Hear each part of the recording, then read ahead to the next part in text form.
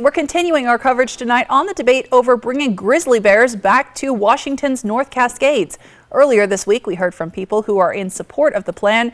They don't think Washington Congressman Dan Newhouse is listening to both sides of the issue. Apple Valley News Now's Emily Goodell sat down with Congressman Newhouse, who insists he is hearing people loud and clear.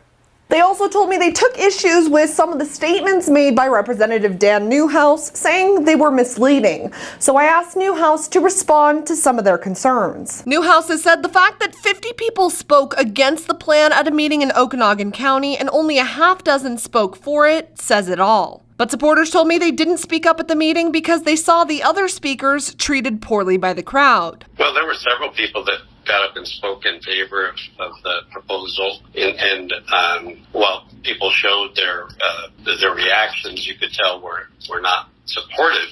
But he says there were also other opportunities for them to speak up.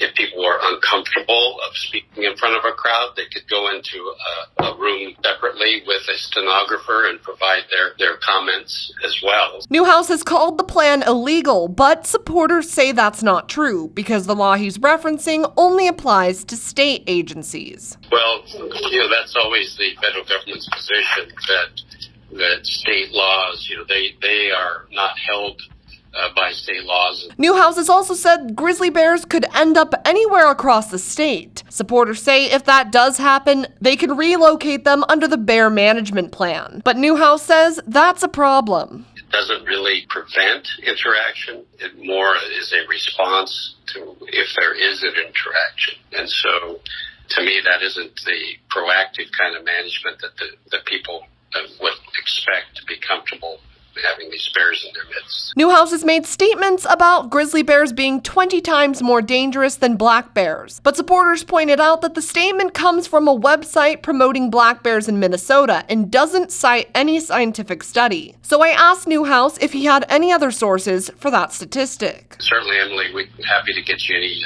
further documentation. I don't have it right in front of me, but be able to confirm some of those sources for you. But overall, supporters told me they feel like Newhouse isn't really listening to them. Have you spent a lot of time at all talking with any of the people in your district who are, big supporters of the grizzly bear plan?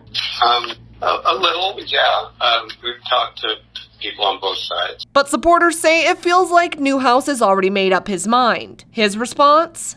I'm trying not to insert my personal preference because, frankly, I'm probably not going to have to worry about it as much at my house as those folks up there will. So if I've talked to more of those that do not support the idea, that's just because there are more of those people there. The Upper Skagit Indian tribe has published a letter supporting the plan to bring grizzlies back to the North Cascades. So I asked Newhouse about it. So the only tribe that I interact with is the Colvilles, and they've not expressed to me one way or the other their feelings on bringing bears in. I've reached out to tribal representatives who say they'll get back to me about the issue early next week. Reporting from the Yakima newsroom, Emily Goodell, Apple Valley News Now.